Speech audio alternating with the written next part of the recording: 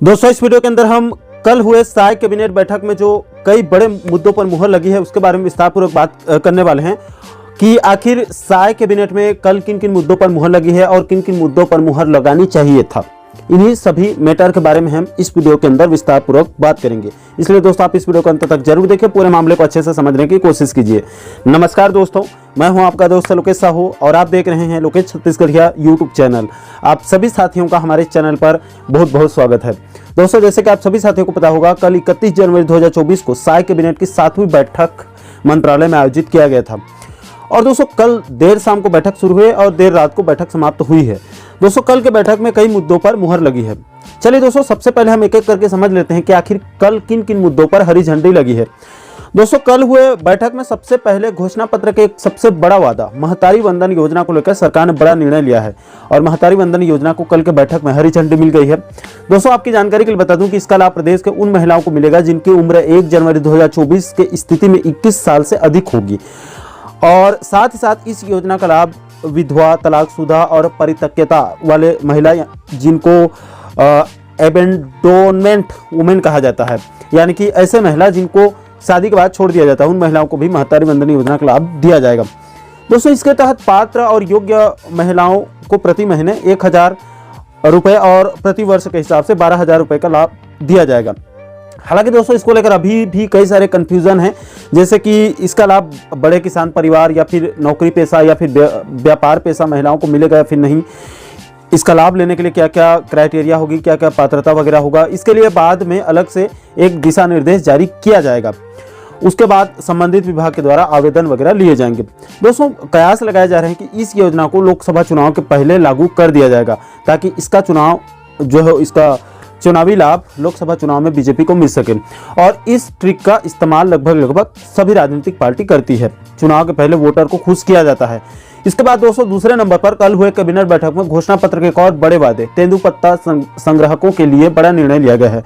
दोस्तों, कल की बैठक में साय सरकार ने प्रदेश के तेंदुपत्ता संग्राहकों का संग्रहण पारिश्रमिक को 4,000 रुपये प्रति मानक बोरा से बढ़ाकर 5,500 रुपये प्रति मानक बोरा करने का निर्णय लिया गया है। इसके बाद दोस्तों, कल हुए कैबिनेट बैठक में तीसरे नंबर पर छत्तीसगढ़ सिविल सेवा संविदा नियुक्ति नियम संशोधन को निरस्त किया गया है। दोस्तों, क्या है मामला, मैं थोड़ा सा आपको बता दूं।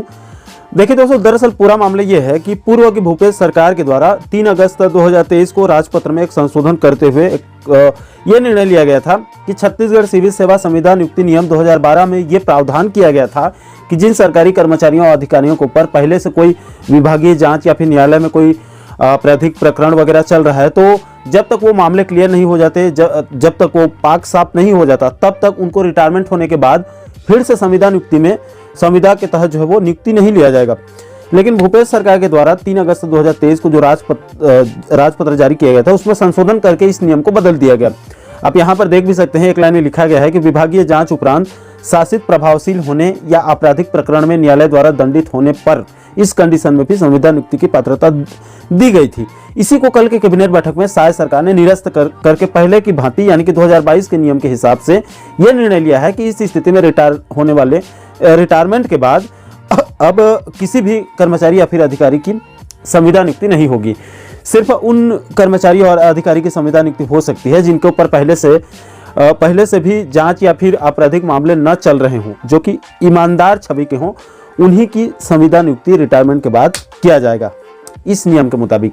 इसके बाद दोस्तों, कल हुए बैठक में साय सरकार ने अंत में चौथे नंबर पर प्रदेश में भारत सरकार के BH सीरीज के वाहन को पंजीयन लागू कराने का निर्णय लिया है। यानी कि भारत सरकार के द्वारा जो लागू BH सीरीज के तहत 2 व्हीलर और 4 व्हीलर वाहनों के लिए एक बार में 2 साल का टैक्स जमा कराया जाता है, यानी कि सरल भाषा में कल के बैठक में छत्तीसगढ़ माल और सेवा कर संशोधन विधेयक 2024 को कैबिनेट में अनुमोदन यानी कि अप्रूवल दिया गया है।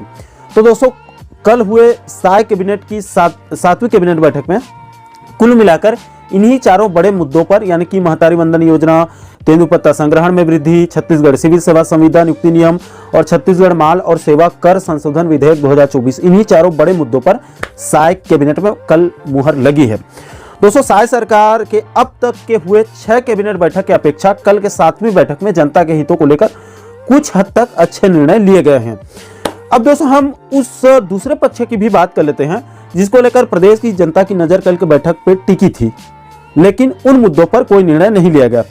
दोस्तों, इस फेरिस्त में सबसे पहले प्रदेश के लाखों नियमित कर्मचारियों और पेंशनर्स के 40% DAR का बड़ा मुद्दा है। इसको लेकर कल की बैठक में शायद सरकार को कुछ निर्णय लेना चाहिए था, क्योंकि जितनी देरी होती जाएगी एरियर्स दबाने का खतरा उतना बढ़ता जाएगा। इसलिए कल शायद सरकार को DAR को लेकर कोई निर्णय लेना चाहिए था।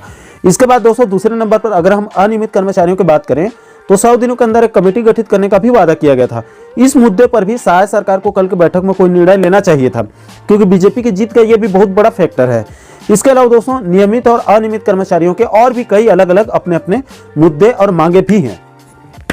इसके बाद दोस्तों, अगर हम प्रदेश के किसानों की बात करें तो कल हुए कैबिनेट बैठक में शायद सरकार को किसानों के 3100 रुपये धान खरीदी के अंतर राशि को लेकर कोई निर्णय लेना चाहिए था, क्योंकि कैबिनेट का अपना एक अलग महत्व होता है।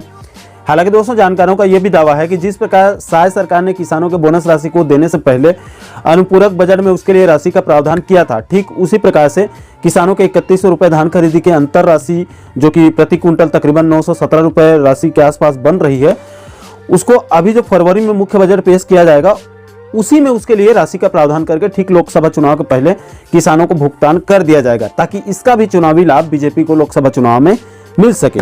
इसके अलावा दोस्तों, किसान वर्ग में राजीव गांधी किसान न्याय योजना के चौथे किस्त का भुगतान भी बहुत बड़ा मुद्दा है। इसको लेकर शायद सरकार के कैबिनेट उनके डिप्टी CM अरुण साव जी ने एक कार्यक्रम में पहले ही ऐलान कर दिया है कि इसका भुगतान किसानों को किया जाएगा, लेकिन अभी तक इसको धरातल में नहीं उतारा गया है, सिर्फ हवाई फायरिंग चल रही है। इसको लेकर कल हुए कैबिनेट बैठक में सरकार को कोई निर्णय लेना चाहिए, निर्णय लेकर किसानों को जो है वो विश्वास में लेना चाहिए। इसके बाद दोस्तों, चौथे नंबर पर कल हुए कैबिनेट बैठक में सरकार ने प्रदेश के लाखों बेरोजगारों को फिर से निराश किया है। दोस्तों, इस समय एक तरफ तो बेरोजगारी भत्ता को लेकर कंफ्यूजन बना हुआ है, क्योंकि नई सरकार आने के बाद नवंबर-दिसंबर से बेरोजगारी भत्ता का 2500 रुपये का राशि बेरोजगारों के अकाउंट में नहीं आया है। हालांकि इसको लेकर शायद सरकार ने अनुपूरक बजट में 250 करोड़ रुपए की राशि का प्रावधान जरूर कर दिया है, लेकिन बेरोजगारों को अभी तक बीते 2-3 महीनों की राशि का, यानी उनके बेरोजगारी भत्ता का भुगतान नहीं होने से अब बेरोजगारों में कंफ्यूजन की स्थिति बनी हुई है। इसलिए बेरोजगारी भत्ता को लेकर शायद सरकार को कल के बैठक में कोई निर्णय लेना चाहिए था, या फिर सरकार कोई आधिकारिक बयान या फिर कोई पोस्ट जारी करके सरकार को क्लियर करना चाहिए कि आखिर बेरोजगारों को बेरोजगारी भत्ता मिलेगा फिर नहीं। इसके अलावा दोस्तों, प्रदेश के DED बेरोजगारों में नई शिक्षक भर्ती को लेकर भी इस समय कंफ्यूजन बना हुआ है।